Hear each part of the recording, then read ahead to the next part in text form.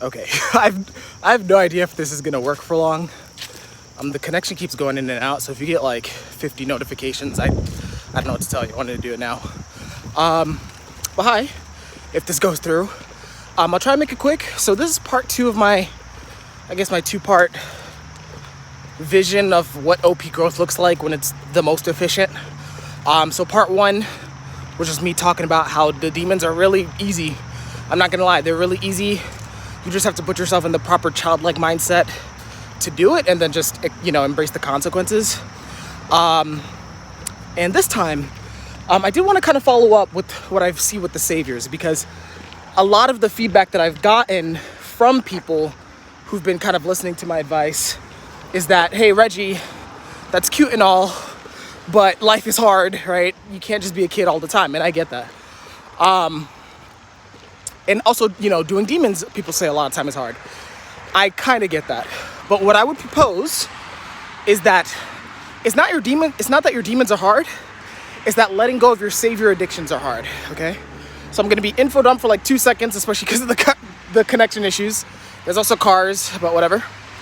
Long story short, Dave and Shan have talked about saviors as drug-like addictions for a long time, right? You can see it in the beginner series where they talk about it.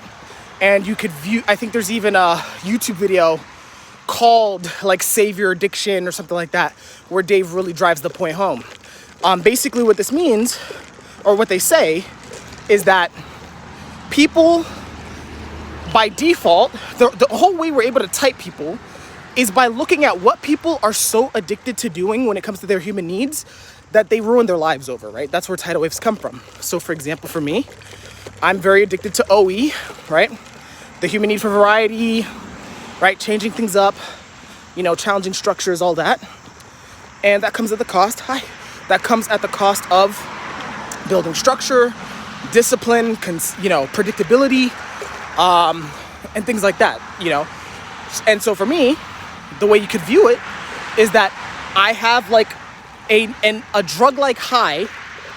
Oh my gosh. I have a drug-like high whenever I go for anything that stimulates my OE, I guess you could call it. And the same is true for everyone else, right? With their type. Your type is a diagnosis. And I hate that there's cars in the background, but whatever. Your type is basically telling you where you're a drug addict, right? And I think a lot of people forget that. I think a lot of people take pride in their type as if it's something special. But no, your type is telling you, hey, you're this type of drug addict as opposed to that addict. Oh, you're addicted to control rather than chaos. That doesn't make you a better person. Oh, you're addicted to DE over DI. That definitely doesn't make you a better person, right? And so on and so forth. It just tells me that, oh, okay, I can't give you this drug because otherwise, things are going to be bad. And so that's the infodom brief side of it. And I think that's important to know, right, from an infodom standpoint. You can look into it for yourself, but you have to know that. Now, from a self-growth standpoint, what does this mean? And how can you change based on this, right? How can you actually fight these addictions? Well, much like I said last time, really everything comes down to you have to change your observations about it, and you have to change your decision-making about it, right? So we'll start with the observation.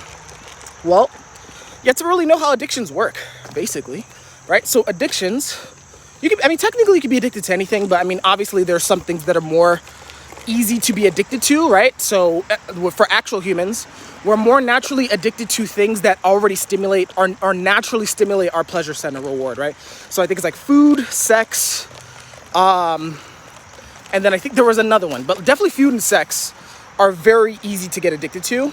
And drugs, like actual hard drugs, I think, for example, I want to say cocaine, stimulates the same pleasure, like the natural reward circuitry, as food and sex, right? Which is why they're so highly addictive. So you have to first know that about yourself, and you have to know that about your human needs.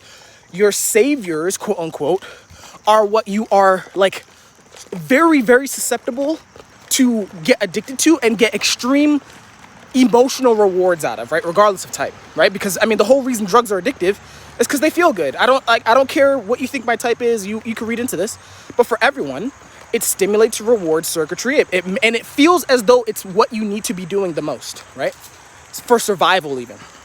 It's okay, right? You can map that onto OP, whatever. But then you have to realize, right? Once you overstimulate your brain, for lack of better terms. I mean, it's your whole body, but specifically, I want to say, if you overload your brain, like from a I'm gonna be info dumb. If you overload, I think the neurotransmitter amount within a certain synapse, or for long story short, if you overwhelm your brain with too much, right? Your brain, like, it's overwhelmed, so it says, okay, not only for my own safety, but for my own efficiency, I'm going to reduce my sensitivity to whatever I'm being overwhelmed by, or I'm going to reduce the amount of whatever I'm overwhelmed by, right? So let's talk about like actual drugs, right? Actual drugs, right? I think go back to cocaine. I think it's, doesn't matter. Basically what happens is your brain gets overloaded. I think it's with dopamine, but some other neurotransmitters. And it basically reduces the amount of receptivity it has to those, right? So what that means is that your brain says, oh, we now need this overwhelming amount of a good thing just to feel normal, right? And what ends up happening is, not only have you now enslaved yourself to feeding yourself that amount of bullshit cocaine every day just to feel normal, you've also reduced your sensitivity to everything else, right? You can't feel as sensitive to like regular pleasure. You can't feel as sensitive to going out for a nice walk. You can't feel as sensitive to socializing, right? I think job security, anything that's like actually naturally rewarding, but is more, let's say, less pleasurable than, let's say, the amount of cocaine you're putting into your system. Now you're going to be so desensitized to that you're not going to want to do that at all. And then furthermore, like I said, I didn't even say this. What then happens is that this process continues, right? Because now you have to have a new baseline of that drug. Hey, good morning. You have a new baseline of that drug just to feel normal. And then, of course, you're looking for the high. So you're going to increase your dosage of whatever drug that is, right? So cocaine, again, for example, they call it increasing your tolerance or whatever. So now you're in this vicious cycle where the more you do your drug, the more you need to do your drug to feel alive at all, right? Now, that was fucking info dumb as fuck. But the long story short is you need to view your human needs that way. You need to view your saviors that way, right? For me, I'll use myself. For me, play, consume, observer shit, info dumb shit even. Hey, what's up, man? Those are drugs for me, right? I'm going to feel extremely good doing those. But the more I do those, the more desensitized I get to my other human needs, right? The more desensitized I get to sleep, to play, or to blast, to energy dom, like just living a fucking life, right? What a concept. And then, much like this addictive cycle, not only do I get desensitized to everything else I need, I now feel that, oh, the only way I can solve this is by getting more play, by getting more consume, by getting more EP, info dom, whatever the fuck, right? And then, I hate to talk down about myself, but it's like my track record kind of shows for that, right? We have an entire year or two of videos where you can see me just binging on play, right? Play specifically, right? Just fucking interviews after interview. And that's toxic, right? That's not good for me. But the same is true for you. So what I'd recommend you do is you view your human needs from an observation standpoint, view your human needs as a drug addiction that seems as if it's the good thing for you, but is desensitizing you to everything else you need, and is also creating a vicious cycle where you feel like you need to do more of those human needs to feel normal. So that's the first thing I'd recommend. Second thing, decision, right? I'm not a decider, but I gotta fucking fake it, right? So, the decision's really fucking obvious, right? You have to decide whether you want to be a drug addict or not. And actually, that actually is really good from a decider standpoint. You have to decide if you're the identity of an addict or not, right? And I think that's what a lot of people forget in the OP community, including myself, right? We talk about our personality type as if it's like God's gift to earth and how we need to play this certain role and I was built to do play and da-da-da-da-da, right? I'm a double decider. I can see that. But also you're a fucking addict, right? You have to decide whether or not you see good in your human needs or not, or your type or not. You have to decide if you're going to be the addicted version of your type, or if you're going to be a more balanced person, right? And so what that looks like from a decision standpoint is, well, one, you have to, embrace that identity. Well, actually, there's two things. One, you have to embrace the identity that you are an addict, present tense, if you're going to go down this path. right? And that's not a good identity. That's gonna feel bad, right? It's like, oh crap, like I'm addicted to play, right? I'm addicted to causing so much chaos just to feel something in the morning, right? That's me. And then you could apply this to whatever your type is. So you have to first see yourself as an addict. And much like all addicts, that comes with a lot of shame, embarrassment. You might not want to tell anyone. You might feel, awful. But I'm not telling you to off yourself. I'm not like, it's just a starting point. You're an addict, but then you also have to view yourself as a recovering addict, if that's your choice, right? Because you can either whine and bitch and say, I'm an addict, I'm helpless, or you could say, hey, I'm going to kick this. And the way you kick addictions, like all addicts do, is, well, one, you have to stop doing the drug as much, right? Some people do cold turkey, but I think this is more infodom bullshit. I think the more reliable way of stopping addictions is by you have to do an environment change temporarily, just so you can see what your life is like without it. But then you have to slowly like wean your way off of it in your regular environment, right? So that's infodom shit.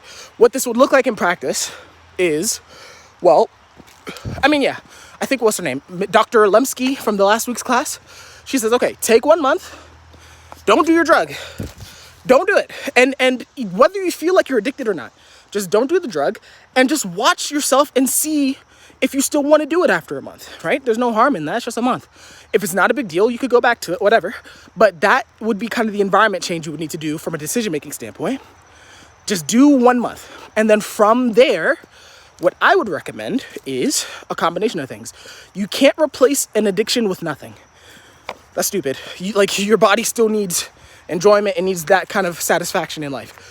So what I would recommend is to go back to part 1 of my video. I'm going to be a blaster douchebag. Go back to the demons video and watch that. And you might be surprised. You actually might like your demons enough that you might not want to do your saviors as much, right? I would say your demons are where you're the most childlike in enjoyment, I would argue. And that's more satisfying than having a cocaine high, in my opinion, right? Or a drug high. So I would say once you take a month off, you start doing your demons as though you actually wanted to do them, right? Just fake it. Act as if they're actually fun, right? What a concept. And then the second thing is you need to slowly find a healthy balance where you can do those savers of yours without going overboard, right? So the reason I say this is because there's still human needs, right? The cocaine analogy isn't perfect because you don't need cocaine. It would be more like being addicted to food. And I'm not trying to call anyone out, but that's actually the perfect analogy, because you still need to eat, right? Regardless of your relationship with it. So cutting yourself off from food completely is you're gonna die, right? But what has to happen is you have to find a healthier relationship with food, for example, right? And so what that would mean, you're gonna do trial and error basically, right? Okay, how much sugar can I eat until I binge? How many carbohydrates can I eat until I binge, right? How many restaurants can I be exposed to before I binge, right? You got to test it, right? And granted, you have to test it after you've really removed yourself from that environment for a month, like Dr. Lemsky recommended. I agree with that. But you have to test it, right? And in my example, I'm still in the month kind of situation.